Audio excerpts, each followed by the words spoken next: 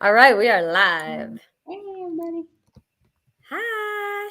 Very exciting to talk about meal prepping. Last week we talked about meal planning, and then today Theresa and I were chatting, or this was yesterday, and she was like, "What are we talking about again?" I was like, "Meal planning," and she was like, "No, I think that was last week." I was like, "What's the difference?" So anyway, here we are. Here we are. We get to talk about what the difference You. is.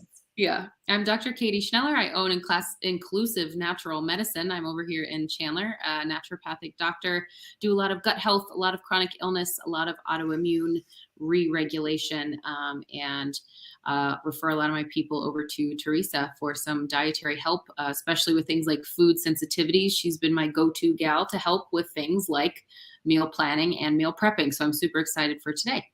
Yeah. So I'm Theresa Paganini. I am a certified health coach, weight management specialist, and behavioral change specialist. And I work with a combination of mind, mouth, and movement to help people that struggle with obesity to get a handle on all of their barriers to success, whether it's mindset, and it's always mindset. That's the foundation. And then, of course, mouth, what do I eat? How do I eat? And movement, I don't want to move. So now what do I do? So I work on all three of those. And so last week and this week, we've been focusing a lot on the mouth. And last week was the planning side. So let's start with really what's the difference between plan and prep? Mm-hmm. So planning is what am I going to eat? Prepping is getting what I'm going to eat prepared for the week. Right. And so you can't prep without, well, you can prep without a plan. I just don't recommend it. Yeah, I feel like Right. we'd be all over the kitchen. Exactly. So I really believe planning is the number one step. And I do believe if you have a good plan, you don't have to think in the crux of a crazy life. You ensure, based on last week, that your plan matches your crazy life. So it's doable. And then you have a very strategic grocery shopping list. You're not buying willy nilly. You're buying what you know you need based on the recipes that you chose. And so it creates a great level of efficiency in your shopping. It also helps save you money because you're not just buying stuff willy-nilly, and it keeps you very focused on your success. And so this week we're going to talk about the meal prep side of things, because one of the greatest challenges for people is having the time to prep. And when we think meal prep, we think it's going to take the entire weekend, or at least an entire weekend day. Mm-hmm. And it can, or it can't. So we're going to talk today about how do we do that? So I'm curious, Dr. Katie, tell me a little bit about your experience with meal prepping. Like what's worked for you, what hasn't, what's your frustration, what are your thoughts on it? Yeah, sometimes I've been like, okay, I'm on it. I've got everything figured out. This is what I'm going to make. And then inevitably my schedule changes around or something happens and then I waste food. So I like do so good that like I thought that I was doing good, but really I should have paid more attention to my week and what I actually needed and what was going on versus just having enough, because it always makes me really sad when I waste food. I try really hard not to do that. I've done, meal stuff through you planning and prepping, and that's been awesome. Once you get the recipes, then you make your grocery list, then you buy the groceries, and then some of those things can be prepped ahead of time, but not all of them. But I, store things in glass containers, like we can talk about that. Try to avoid using the microwave. Like my belly just doesn't really seem to like the microwave. And of course it zaps all the nutrients out. And then I have used a book called Cook Once, Eat All Week. And I really liked that book too, because it was based off of like three main things. So it would be like a meat source, a vegetable source, and like a starch or a carb. And you would cook a lot of it in advance and chop it. And so that would take, I don't know, 2 hours, probably something like that. But then when you went to cook the meal, you're not eating the same thing every day for lunch and dinner. It was a different meal every night, but still had the same main three ingredients. So it was like, different ethnicities or different spices, different, one's a casserole, one's a sandwich, one's, whatever. So I've done that and I liked that. And right now I'm just in this weird middle ground where I like will prep lunch for maybe 3 days on a Sunday. And that's kind of all that I do. Yeah. And one of the key things, if you guys have been following us and watching us, we have, I think, one consistent theme that has stayed through every topic we've ever discussed, and that is you need to be your own expert, right? And you need to do what's best for you. And so there is, just like dieting, there is no one diet, there is no one way to meal prep. What you really need to do is figure out what works best for you. So a very good friend of mine enjoys spending her Sunday prepping. Mm-hmm. And she spends hours in the kitchen, and she loves that because she doesn't cook anything fresh, not one thing fresh during the week. Wow. Her dinners are reheated, her lunches are reheated, her breakfasts are reheated, and she doesn't have to think or do anything. Yeah. So that is one method of prep, is get everything cooked in one day. And to Dr. Katie's point, another way of doing that to make that a little bit easier is having commonality of ingredients. And one of my other clients, she will make 5 pounds of chicken breast over the weekend, unseasoned, maybe just some salt and pepper. But then she'll take that chicken breast and she'll use it in a stir fry one night. She'll use it in a chicken salad the next night. She'll add it to a pasta bake the next night. And so she doesn't have to worry about cooking the meat. It's done. Yeah. And then she just uses it differently, which is what Dr. Katie was talking about earlier. Another way of prepping, well, and this goes a lot with the planning, looking at your week. If your week is insane, choose stuff you don't necessarily have to prep. And I'll give you an example. Costco has pre-packaged hummus cups. They've got hard-boiled egg packs. They've got Trader Joe's has prosciutto wrapped mozzarella sticks. There are the snack packs that you can get at most of the grocery stores. These are things that have fresh food, but it's already packaged for you. So if you know your time is pretty limited, grab stuff already made for you. Costco also sells these like little baby frittatas. There's 6 to a pack for $6, right? And you have 2 of them at a time, well, based on your size and what you're eating. But anyway, don't be, in my opinion, don't be so extreme you're unwilling to do what's easy, right? Because it's not holistic. Yeah. You're still eating whole food that's minimally processed. It's not a potato chip. It is not, right, like a processed product, but it is a pre-made product. So when your life is chaos, find yourself pre-made stuff. Trader Joe's sells trail mix in individual serving size packets. Grab and go. Yeah. Yeah. I feel like you have to know about yourself. You've got to get real, right? That's what Blunt and Biased is all about anyways, like getting real. Yeah. Look at yourself, look at your life, and look at what you actually prefer. Do you have the desire and the time? Are you willing to make the time, really is probably a better question, to do things like meal plan and prep? If you're not, then you will probably need to spend a little bit more money on things that are already packaged for you and ready to go. So instead of you spending $2.37 on a tomato and an avocado and a bag of lettuce, you may want to buy the $4 bag of pre-made salad. And that's just, that's just you. And don't shame yourself, but at least then that way you're comfy and you know what to do and you're not going to make poor choices because you're completely planless. And one of the things I think about, guys, is what is your time worth? So if you are an entrepreneur, if you are somebody who works, what is your hourly rate? And then how long is it going to take you to make and prep something versus buy it pre-done? And $15 for a meal is going to be a hell of a lot cheaper than your hourly cost. So for me, I'm going to buy the bag of broccoli florets, which is going to cost me $3 versus buying the $1.79 head of broccoli, where I'm throwing away a lot of the stems and I'm having to take the time to cut it myself. Because it is worth that $3 because of my time. Yeah. And so really thinking that through. My recommendation from a meal prep perspective, if you're looking for that balance, is when you are meal planning, pick 1 or 2 things only that needs to be prepped beforehand. And then make that. So for example, a frittata can be up to 8 servings, right? That you can reheat in the oven or the microwave based on how you feel or what you're into. But making that, will that take an hour? Yes. But then you're done with breakfast for the week. Yeah. Right?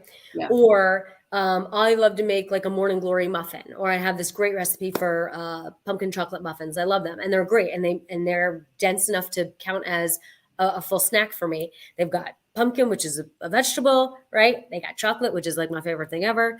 Um, they've got almond butter, so healthy fats, like whatever. But I can make 12 of those, freeze them, and pull one out at a time when I need it. Yeah. Right. And so once again, it's 1 hour. And the frittata and the muffins, if I do both of those, it's still 1 hour. They both go in the oven at the same time. Right. Right. I So think that's a big piece too, right, of meal prepping is, and that's something that book focused on, the cook once, eat all week thing. And it was looking at what you have to make, what's going to take the longest, and how, so like if you're going to make meat, but it has to be in the oven for an hour, you're going to start there and then you'll chop the rest of your stuff, right? Because if you chop and that takes some time, and then you do the meat, and then that's even more time in the kitchen, figure out what you can get done at the same time. Like yes. while something's in the Instapot, while something's in the oven, like make sure that your stuff makes sense, as if you're trying to get everything to come out all together at one time, like on Thanksgiving dinner, right? Look at your timing and use your time the most efficiently. Don't be haphazard. Yes, you have your recipes. Yes, you have your ingredients, but now get the timing down. Yeah. And And what you're going to do first. a lot of the recipes aren't necessarily written for efficiency. So I would suspect if your time matters to you, read through the directions first and then figure out, okay, what makes sense. So when I'm meal planning for my clients, that's what I do. I will take a recipe that already exists and then I'll rewrite it in an efficient order. So that way, okay, like this is going to make this all come out at the same time. Yeah. Right. Because my job is, even prep wise, I'd like you to be done in an hour. Go live your life. Eat and live with joy is my motto. And you can't live with joy if you're spending the whole time cooking. Mm-hmm. Right. So I used to spend hours on a Sunday prepping, and it was my choice.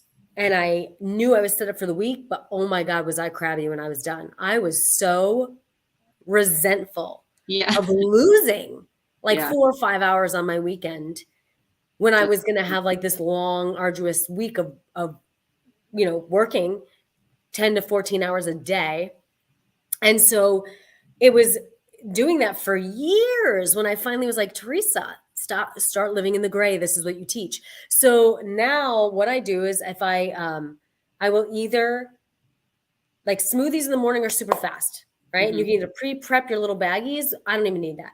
It takes 3 seconds to just throw it in the blender. I do the baggies because I like flaxseed and mango and spinach and all those things. And I don't want to remember, because sometimes I'll forget too. I'm like, oh, that would be a good thing to put in there, or that would be a good thing. So I have little Ziploc bags and I just dump it in the cup and then put my protein powder or whatever powders I'm putting in and then blend it, and then you're done. Well, liquid, obviously. Yeah. Right. And then I would say save those baggies and just keep reusing them week after week after week, just from a reuse standpoint, my plastic standpoint. But yeah, like this is different things you can do. And then picking your 1 or 2 things to prep that are worth it, that you really need done, or picking your 3 main ingredients to prep and be done. And then one thing that I highly recommend to my clients, because most of my clients with families, their families don't want to be eating leftovers all the time, and they don't want to be eating the same thing all the time. So I recommend, if you have the ability to cook fresh at night, cook enough to feed yourself the next day. So then there is no prep necessary. You're cooking anyway. Yeah. So whatever you're having for dinner, add another serving or 2 to that. And then you've got lunch the next day without having to do any extra steps. Yeah. Right. So there's so many different ways to prep, but the biggest thing is looking at your prep when you're planning. Because the chaotic life is how you're deciding what your plan should look like, and determining what can be pre-made that's still good for me and fits within my nutritional guidelines. I'm going to buy that. What am I in the mood for? What am I willing to prep? How much time am I willing to prep on the weekend versus the weekdays? So what does that look like? And I would limit it to 1 or 2 things. And then how can I prep when I'm already cooking? Like, how do I do that? Which is like adding more to dinner so you can feed yourself the next day. So you're always looking at efficiency. Your time is money, right? Yep. If you get paid $100 an hour, That's $100 out the window for every hour you're prepping. So be efficient. And then to Katie's point from earlier regarding what are you willing to pay for, don't hesitate to look for a meal prepping service. I'm connected with Becerra's Kitchen that has really delicious food, and she follows, we work together in partnership to ensure the proper serving sizes for my clients. And then you basically pay per meal, and the price alters based on how big your meal is. But it's healthy food, it's freshly made, it's in the proper portions, it's already made. You just have to preheat it. Yeah. Or reheat it. Catered right to your sensitivities or allergies or whatever. So there's a lot of customization, which is what you would have done anyway. So people, I think so much of the time, right, in our field in general, not just when it comes to food, but what is your value of your health?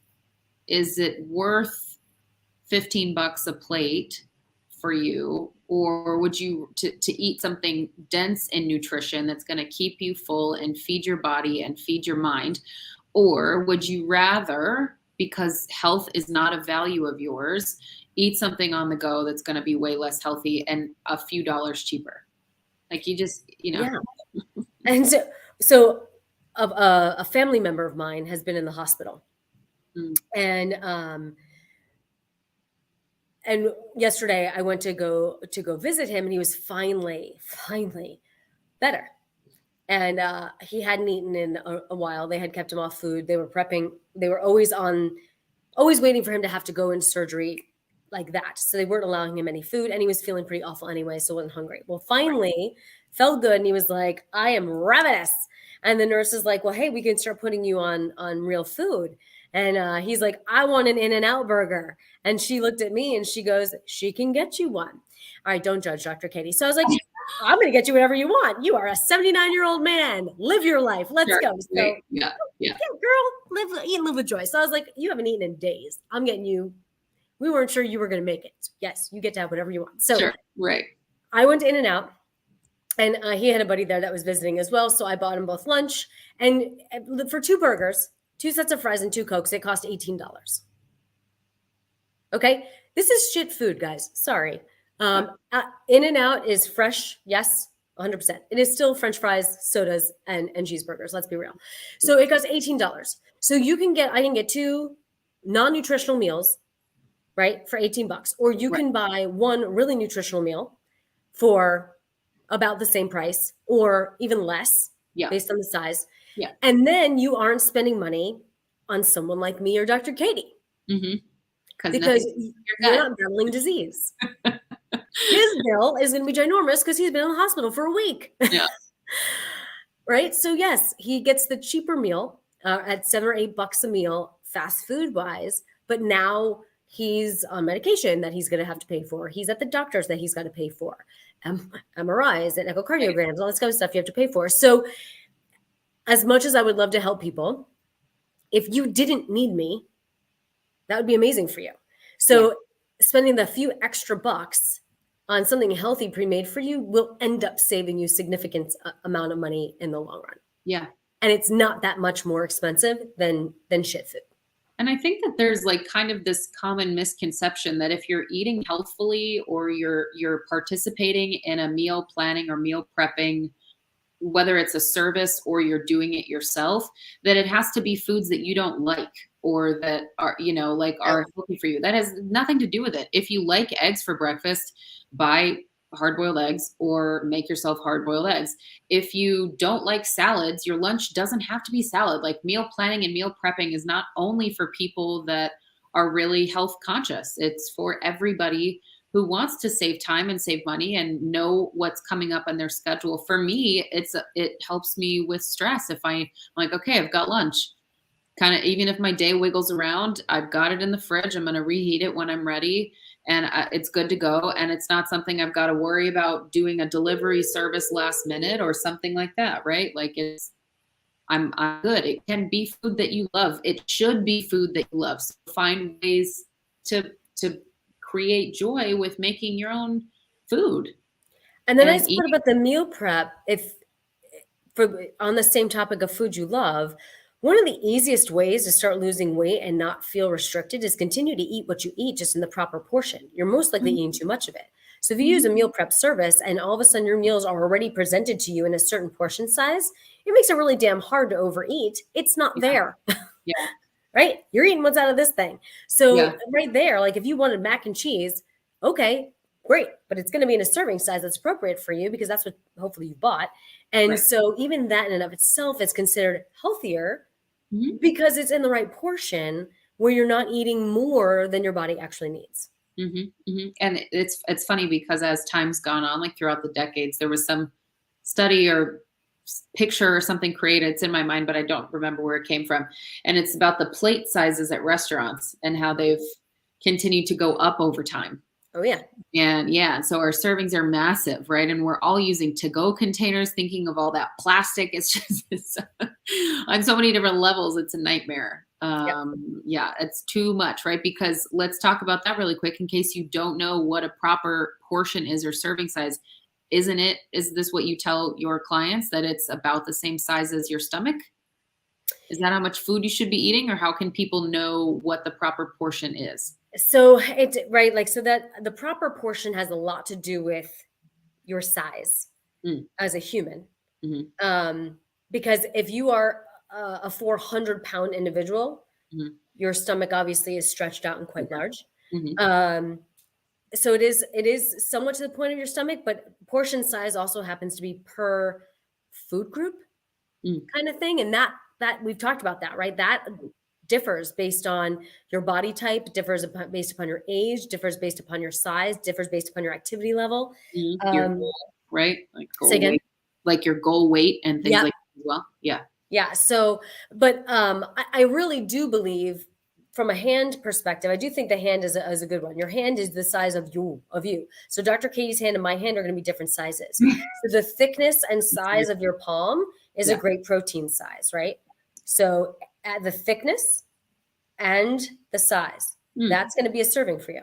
okay. If you were to cup your hand, a flat cup, that's going to be a good size of grain for Okay. starchy veggies. Really? Hmm. It feels like a lot to me. But if you do like this, you're probably not about at a half a cup, Okay. right? There's not a lot in there for sure. Right. Watching. This is a good size for fruit. Mhm. Okay. Yeah. Yeah. So for fat, um, the amount of your thumb, right? So like a piece of cheese, the Oh, size of your thumb, the that's a amount of peanut butter. especially American standards wise, right? We eat so much cheese. Oh yeah, people have no idea how little cheese you actually should be eating in a I serving. probably overeat avocado. You and I have actually talked about that. Yeah. Yeah. Yeah. So Yeah. from a solid, or a liquid fat like oil, Yeah. nut butters, Oh, cheeses, I really think are more like this, to be oh, honest, and like avocados more like this, yeah. like your solid fats, your nuts. Um, but your hand can be a great Really? indicator of size for you.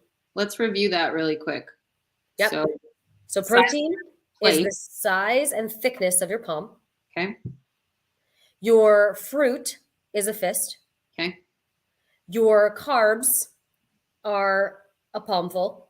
Mhm, Yep, a flat palmful, not like a whoo, mhm. right? Liquidy fats, I say the full thumb. You'll oftentimes see it's just the top. That's so tiny. It's really not. It's kind of like your full size thumb. Yeah. Okay. Yeah. I think solid fats, you got 2 fingers, Okay. right? Avocados, nuts. Like if you were to fill up your 2 fingers with nuts, what does that look like? Mhm. Um, what am I missing? And then vegetables, 2? put 2 hands together. It's a lot. Yeah, that's where you get full and get all your nutrition. Yeah. Like Yeah. all your vitamins and minerals, let's say, not all your nutrition, but your vitamins and minerals, Yeah. right? Wow. Cool. That's a really handy little trick. Yeah, I like the hand because the hand's always with you. Yeah. And it grows and shrinks with you, Yeah. right? So it just continues to keep you on target. Really cool. Yeah, it's your own little measuring cup. Yeah. Yeah. So, guys, just to wrap up with the topic of the prep. So, the planning and the prep go together.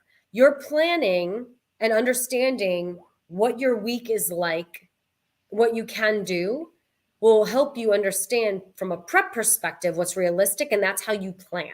Mhm. And then when you get to the prepping, right, you should already have an idea of what foods you're going to buy already done for you. We talked about that. Maybe hard-boiled eggs that have already been boiled for you from Costco or from Trader Joe's. Those are very stinky. I like the Costco better. The pre-made hummus snack packs that are already measured out for you from Costco. Buying a bag of baby carrots or broccoli florets that you can just pull and go. There's looking for stuff that's easy and quick that you can grab that's still filled with health and nutrition. Mhm. Don't be above that. Don't shame yourself away from that. That's Mhm. fine. Mhm. Then understanding, do you rather prep most of your food in one fell swoop, or is that going to cause resentment and exhaustion because a lot of your weekend is spent still working, right? Mhm. Yeah. So figure that out and then identify one or two things, one or two actual meals that you want to prep in advance, or 3 or 4 items that you can prep in advance that can be used throughout the week in all of your meals. Mhm. And then lastly, if you're going to have, for example, fresh dinners every night, adding a serving or two extra of ingredients to that. So you've already got lunch prepared for the next day. There is no prep necessary at all. You're Mhm. doing it anyway, just taking the extra and eating it the next day for lunch. And so you're always having, if you're somebody who doesn't like to eat the same thing every single day, that's a great option for you. Yeah. And just make sure on your recipe that you're using that you have, it says 4 servings or 2 servings if you're just feeding yourself, so on and so forth. So you want to keep track of that sort of thing when you're in the planning process. Yep. And then being willing to consider a meal prepping service. Like I said, Sarah's Kitchen, if you want her information, I can tell you, but she caters to any intolerances, sensitivities, allergies. She does work with me to ensure she's serving the proper portion sizes to folks, and her food is delicious. So there's a few out there. She's the one I know and trust, and so she's the one that I recommend. But I think we feel this need to martyr and victimize, and therefore we almost abuse ourselves with prep even.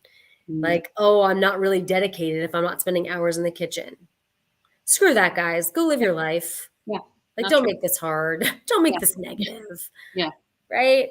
Yeah. Be strategic. That's the same theme from the meal planning perspective as well. Mhm. Understand what works for you. Be strategic. Don't shame yourself with it, and then get it done.